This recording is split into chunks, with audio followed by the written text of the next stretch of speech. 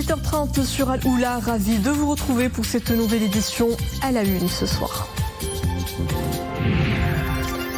Lutte contre les violences faites aux femmes, la 21e campagne nationale dédiée à la question a été lancée hier.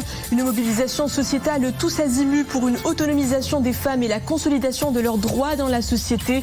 Focus dans ce journal sur une forme de violence des plus répandues mais qui demeure sournoise, le harcèlement sexiste et sexuel. À suivre des témoignages glaçants de victimes. Tourisme, la feuille de route stratégique du secteur se précise. Le renforcement du capital humain est au centre des préoccupations des professionnels. Un programme dédié vient d'être lancé à la Cité des métiers et des compétences de Thames Nord.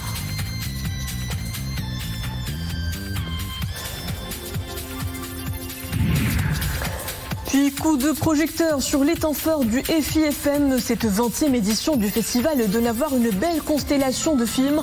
Parmi les 14 ouvrages sélectionnés en compétition officielle, 2 opus marocains concourent à l'Étoile d'Or. Focus ce soir sur Mère de tous les mensonges de sa réalisatrice Asma Al-Moudir, dont la projection a eu lieu cet après-midi devant un public de cinéphiles ravis. Bonsoir. Lutte contre les violences faites aux femmes. La 21e campagne nationale dédiée à la question a été lancée hier. Une action initiée par le ministère de la Solidarité, de l'Insertion sociale et de la Famille en partenariat avec le Fonds des Nations Unies pour la population sous le slogan « La violence est condamnée, mobilisons-nous pour la signaler en tout lieu ». Jusqu'au 10 décembre, une mobilisation sociétale se met en place pour une autonomisation des femmes et une consolidation de leurs droits et leur place dans la société. Le lancement de cette campagne a été ponctué par la signature de conventions de partenariat entre le ministère de tutelle et les centres d'écoute et d'orientation pour les femmes victimes de violences au titre de l'année 2023. Écoutons à ce propos Carmen Morté Gomez, représentante du Conseil de l'Europe au Maroc, et Leïla Rhiwi, représentante de l'ONU Femmes au Maroc. On continue à travailler, je dirais presque la main dans la main, autour de la Convention d'Istanbul du Conseil de l'Europe de lutte contre la violence à l'égard des femmes et des filles, qui poursuit la réalisation de ce qu'on appelle les 4 P. Dans l'exercice de cette convention en pratique, la prévention de la violence à l'égard des femmes et des filles, la protection des victimes, la poursuite au niveau pénal des faits de violence à l'égard des femmes et des filles, et le travail en partenariat, en coopération avec toutes les instances du pays. Le thème de cette année, c'est de concentrer les efforts sur la prévention et l'investissement plus important dans les actions de prévention pour que nous puissions éradiquer les violences, car le monde entier, malgré toutes les actions qui ont été menées et tous les efforts, n'a pas réussi à stopper ce phénomène. Donc nous sommes loin d'atteindre le zéro tolérance et nous avons besoin davantage de prévention, en plus des actions de prise en charge et de réforme. Plus d'une femme sur 2 en a déjà fait au moins une fois l'expérience. Le harcèlement sexuel et sexiste ne cesse de faire des victimes au Maroc, que ce soit en ligne, dans les lieux publics, les transports en commun ou encore en milieu de travail. Elles sont nombreuses à avoir fait le choix d'en parler. Les associations représentent pour toutes ces femmes harcelées un espace sûr d'écoute et de soutien. Je vous propose d'écouter ces témoignages d'expériences traumatisantes dans ce reportage de Leïla Asri, Abdelrahman Zian et Sina Ozdara. Des situations intimidantes, hostiles et offensantes, des comportements masculins à connotation sexuelle ou sexiste, ces femmes en ont tellement vécu et subi. Dans les rues, dans les transports en commun, en milieu professionnel et sur les réseaux sociaux. Ces victimes ont alors décidé de mettre les mots sur les mots MAUX. Leurs paroles peinent souvent à être libérées par peur du regard de l'autre. Je travaillais dans une entreprise où j'étais pleinement satisfaite. Et tout a basculé le jour où mon chef direct s'est mis à me harceler. Il attendait le départ des autres ouvrières pour s'isoler avec moi. Il me demandait de le voir en dehors des heures du travail. J'essayais de refuser courtoisement, de manière implicite, pour qu'il n'y ait pas de représailles. Et quand il a compris que jamais je ne céderais à ses avances, eh bien il a remonté les autres supérieurs hiérarchiques contre moi. Et on m'a mise à la porte. Vous vous rendez compte, c'était bien moi la victime et je n'ai même pas pu le dénoncer. Je me sentais totalement désarmée. Je suis chef cuisinière et je faisais partie d'un groupe sur une plateforme digitale où beaucoup de gens du métier partagent leur savoir-faire gastronomique. Mais malheureusement, certains membres du groupe ne faisaient pas attention au contenu partagé sur la fenêtre collective et ils venaient souvent me parler en privé et en m'envoyant des photos et des vidéos à caractère sexuel, voire des insultes. C'est immoral et c'était très lourd à supporter.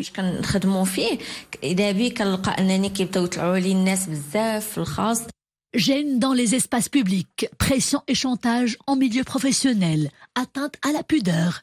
Les conséquences du harcèlement sexuel sont diverses et surtout traumatisantes.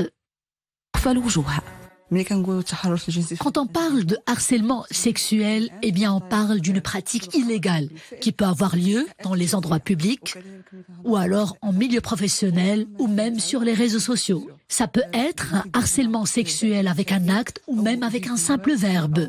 Des photos, des vidéos, des commentaires en ligne peuvent être aussi à l'origine d'un harcèlement sexuel ou alors sexiste. Les femmes qui frappent à nos portes sont souvent conscientes de leurs droits, mais ce n'est malheureusement pas le cas de toutes les femmes. Un travail de sensibilisation permanente est en effet plus que jamais requis, afin de mettre l'accent sur les lois en vigueur et surtout pousser les femmes à choisir la voie de la dénonciation. Pour un éclairage sur l'état des lieux des violences à l'égard des femmes au Maroc, ainsi que les actions menées pour leur éradication, nous retrouvons en direct depuis Casablanca Maître Fatem Zahra Chaoui, avocate et présidente de l'association marocaine de lutte contre la violence à l'égard des femmes. Maître Chaoui, bonsoir. Nous venons de le voir dans ce reportage, l'une des formes de violence faites aux femmes dans l'espace public et même dans le milieu du travail, le harcèlement sexuel et sexiste. C'est l'un des types de violences les plus sournois et dissimulés dans notre société. Heureusement, la parole se libère petit à petit. La dénonciation est un premier pas pour combattre cette forme de violence faite aux femmes et aux filles.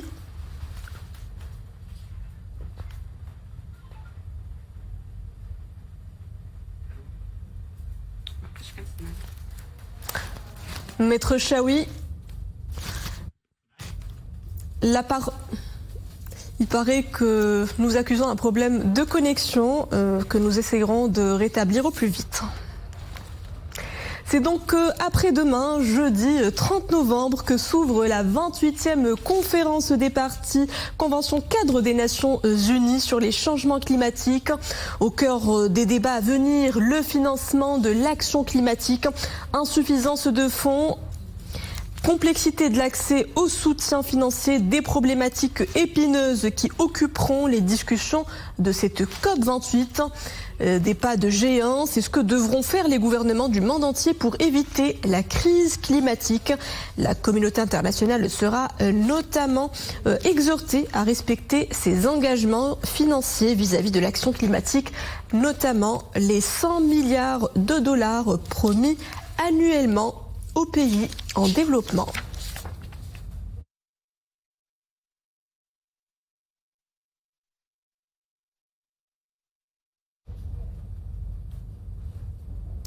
Direction Gaza qui vit le 4e jour de la trêve conclue entre le Hamas et Israël. Une trêve prolongée de 2 jours, ce qui offre un répit supplémentaire aux habitants de ce territoire palestinien dévasté. Selon une source proche du Hamas, l'extension de la trêve jusqu'à jeudi 5h GMT devrait permettre au total la libération d'environ 20 otages et 60 prisonniers supplémentaires. La situation humanitaire demeure toutefois catastrophique dans ce petit territoire où 1,7 million des 2,4 millions d'habitants ont été déplacés. L'ONU avertit que l'aide entrant à Gaza ne suffirait pas pour commencer à répondre aux besoins massifs de la population et l'appelle à un cessez-le-feu permanent.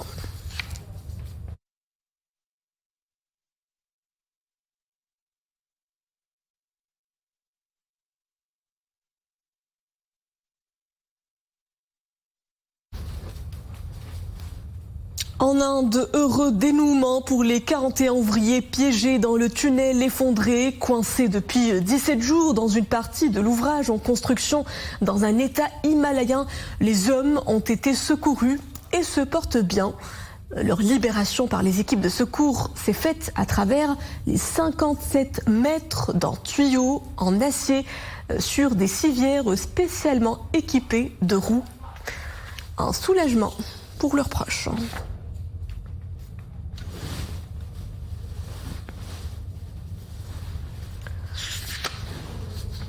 Place à cet incident aérien plutôt inhabituel. Cela se passe dans l'État américain de Louisiane. Les faits sont survenus lorsque le passager à bord d'un avion de la compagnie Southwest Airlines a ouvert l'issue de secours alors que l'appareil se trouvait encore sur le tarmac de l'aéroport. Avant d'essayer de prendre la fuite en commençant à courir sur l'aile. Cela n'a pas tardé à susciter un mouvement de panique chez les autres passagers de l'appareil.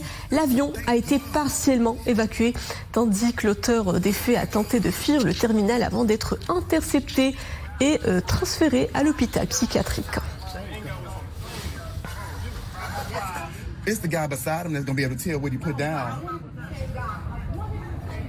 Tourisme, la feuille de route stratégique du secteur voit le jour sur le terrain.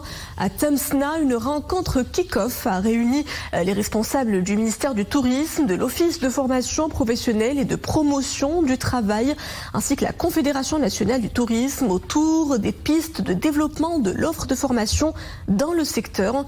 En ligne de mire de ces professionnels, attirer les 17,5 millions de touristes à l'horizon 2026. Zakaria Bokinbila. Le capital humain au cœur de la feuille de route stratégique du secteur du tourisme 2023-2026. Au programme, 3 projets pour développer l'offre de formation. Leur point fort, la création d'un modèle de gouvernance pour une douzaine d'établissements de formation en cogestion avec les professionnels, la formation de 9000 cadres en middle management d'ici 2026 et le développement d'une offre de formation continue avec un niveau et une exigence d'excellence. L'OFPPT, une convention très importante qui va nous permettre de développer 3 programmes d'excellence, de formation de manière générale, mais de formation aussi du middle management et de formation d'excellence avec l'école hôtelière de Lausanne, qui va vraiment nous permettre de relever le niveau de la qualité de service au Maroc. Cette rencontre vise aussi à créer les conditions d'un véritable partenariat public-privé, de concrétiser les connexions entre la formation et le milieu de l'emploi et d'accélérer les initiatives déjà entreprises pour la formation au métier du tourisme.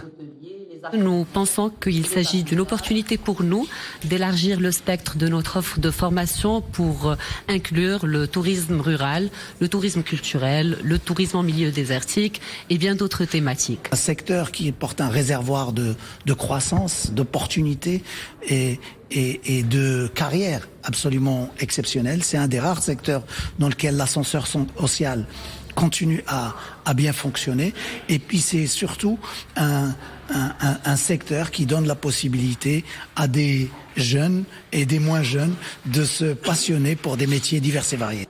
Au niveau national, le tourisme représente 5% des emplois, 20% dans les pronostics futurs. C'est dire l'importance de ce secteur qui aspire à rehausser la qualité des services aux standards internationaux avec l'objectif d'atteindre 17,5 millions de touristes à l'horizon 2026 et préparer le royaume pour accueillir la Coupe du Monde 2030. Retour au dossier des violences sexistes et sexuelles vécues par les femmes pour un éclairage sur l'état des lieux de ces violences à l'égard des femmes au Maroc et les actions menées pour leur éradication. Nous retrouvons une nouvelle fois en direct depuis Casablanca Maître Fatem Zahra Chaoui, avocate et présidente de l'association marocaine de lutte contre la violence à l'égard des femmes. Maître Chaoui, bonsoir.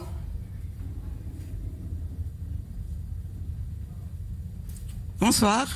Alors nous venons de voir il y a quelques instants dans ce reportage l'une des formes de violence faites aux femmes dans l'espace public et même dans le milieu de travail. Le harcèlement sexuel et sexiste et c'est l'un des types de violences les plus sournois et dissimulés dans notre société. Heureusement la parole se libère. La dénonciation est un premier pas selon vous pour combattre cette forme de violence faite aux femmes et aux filles ?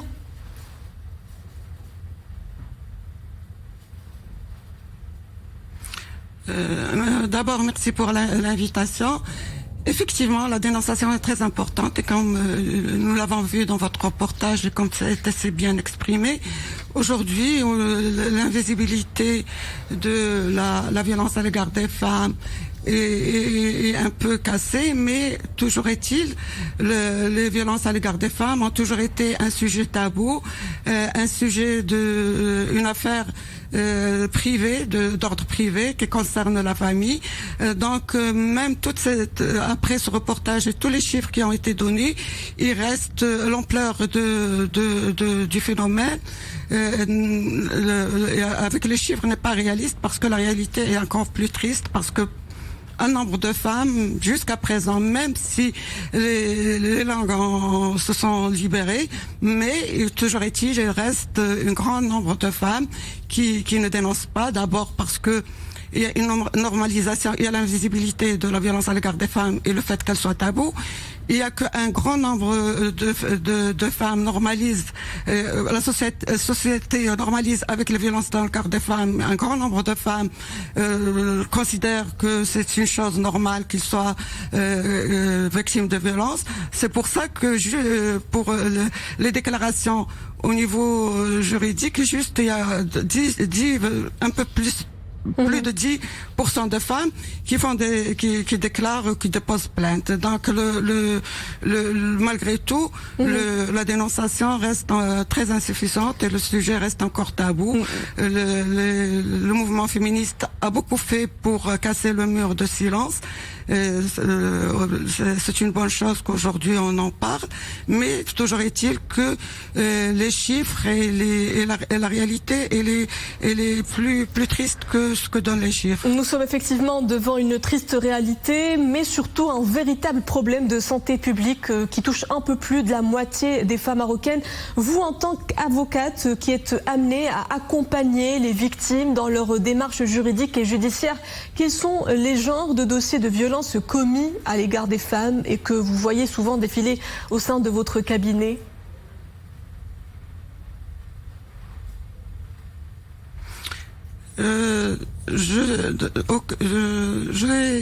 Je vais parler surtout des femmes les bénéficiaires de centres d'écoute, parce que c'est là où on reçoit le plus grand nombre de femmes victimes de violences par rapport à mon cabinet. Nous recevons, comme j'ai dit aujourd'hui, les femmes qui osent dénoncer et qui viennent vers les centres d'écoute, et les centres d'écoute ont beaucoup fait dans ce domaine, c'est-à-dire encourager les femmes à dénoncer et de venir vers eux. Nous recevons toutes formes de violence faites aux femmes, c'est-à-dire qui commence par la violence corporelle jusqu'à la violence économique, la violence les violences qui sont les plus répandues sont les violences corporelles, psychologiques. Moi, je parle de violences qui sont reconnues par la loi 103-13 et qui sont définies dans la loi 103-13 parce qu'il y a plusieurs d'autres formes de violences qui ne sont pas définies dans la loi 103-13. La violence économique, la violence psychologique, bien qu'elle soit reconnue par la loi 103-13, elle n'est pas très, on trouve pas beaucoup de jugements par rapport à cette forme de violence. Et nous recevons aussi beaucoup de violences, les cyberviolences, qui sont une nouvelle forme de violence. Et à votre avis, Maître Chaoui, à votre avis, répandue aujourd'hui par rapport surtout à une catégorie de filles d'un certain âge. À votre avis, quels sont les facteurs qui favorisent le plus l'incidence de ce fléau ?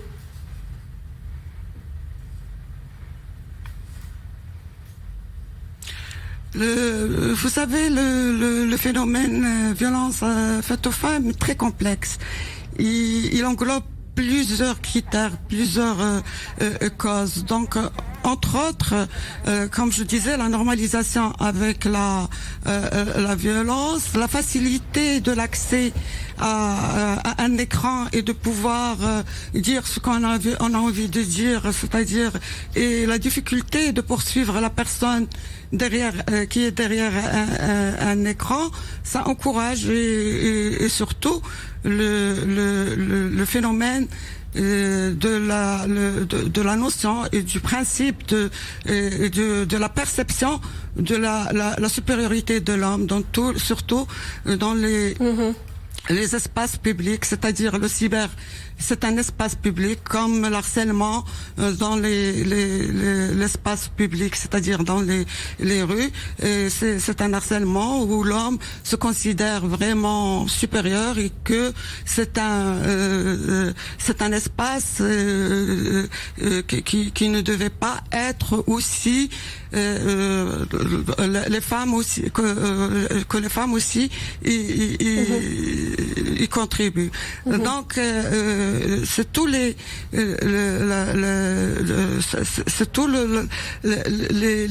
perceptions, les perceptions que qu'ont les gens, et surtout les sexes, le sexe masculin, surtout le sentiment de supériorité dans les espaces publics, y compris le cyber. Très bien. Donc les causes, que ce soit pour la violence, quelle que soit la forme de la violence, les causes, elles sont très différentes. Les causes sont effectivement différentes, Maître Chaoui. Avec la violence, et quand il y a cette culture, on fait avec. D'autant plus que cette année, la célébration de la journée de lutte contre les violences faites aux femmes coïncide avec la révision du Code de la famille, conformément à la volonté de Sa Majesté le Roi. En tant que juriste et en tant que présidente d'une association de lutte contre ce fléau, qu'attendez-vous de cette réforme ?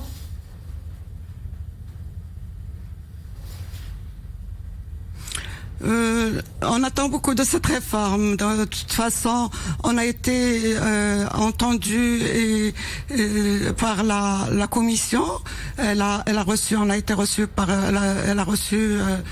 peu près tous le mouvement, la plupart des mouvements de femmes, les coordinations, les coalitions. Donc nous avons présenté un mémorandum.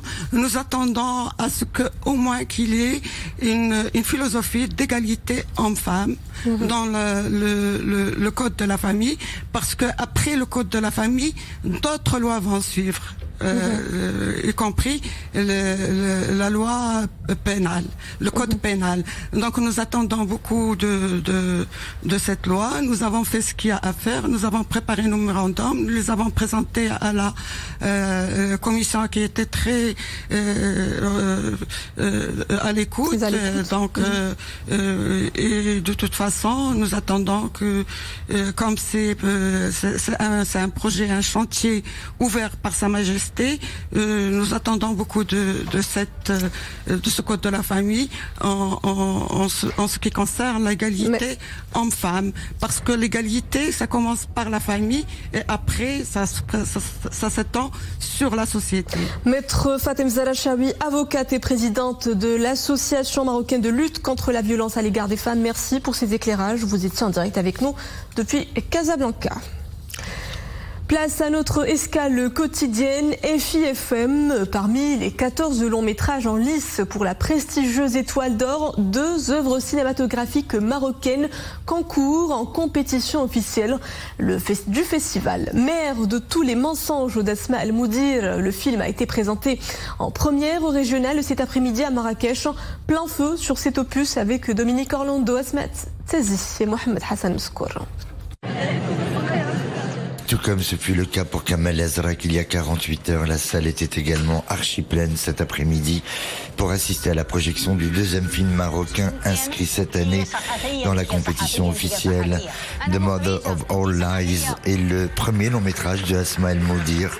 Sur un peu plus de 90 minutes, la toute jeune réalisatrice déblaye et décortique tous les souvenirs qui hantent depuis tant d'années la mémoire de tous les siens.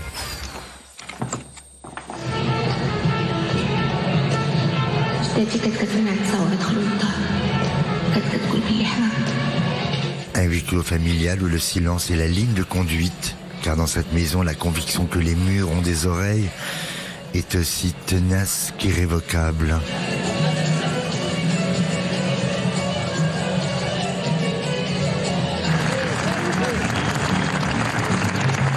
Regardez ça, ça veut dire tout. Je suis au Maroc, je suis chez moi, c'est la première fois que je présente le film. Je suis avec mes personnages, ils sont tous là avec ma grand-mère. زغرتي اليوم زغرتي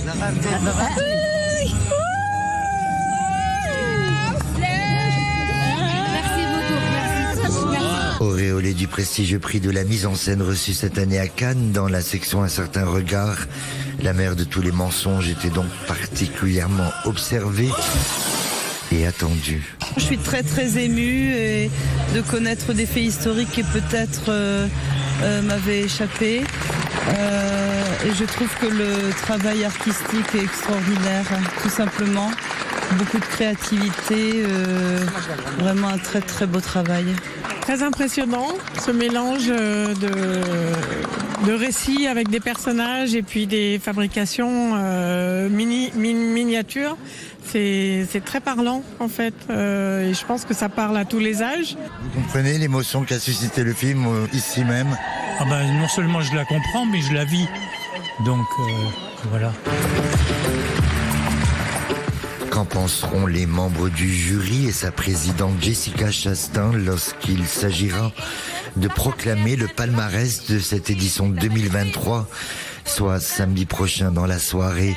Il est trop tôt pour le savoir. Ce qui semble sûr, c'est que le film d'Asma El Moudir y occupera très certainement une place de choix.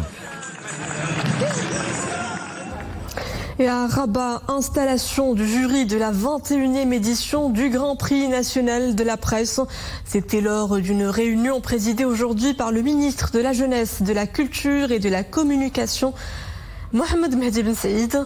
Les jurés de cette édition, à leur tête Mohamed Haytami, auront à charge de départager quelques 109 candidatures couvrant différentes catégories de presse. Les lauréats seront dévoilés le 15 décembre prochain. Avant de vous quitter, ce fait plutôt insolite qui nous vient d'Asie, un rhinocéros de Sumatra, espèce en danger d'extinction, est né en Indonésie. Le nouveau-né rhinocéros est le deuxième du genre né dans le pays cette année. Un ajout bienvenu à une espèce qui compte actuellement moins de 50 animaux sur la planète.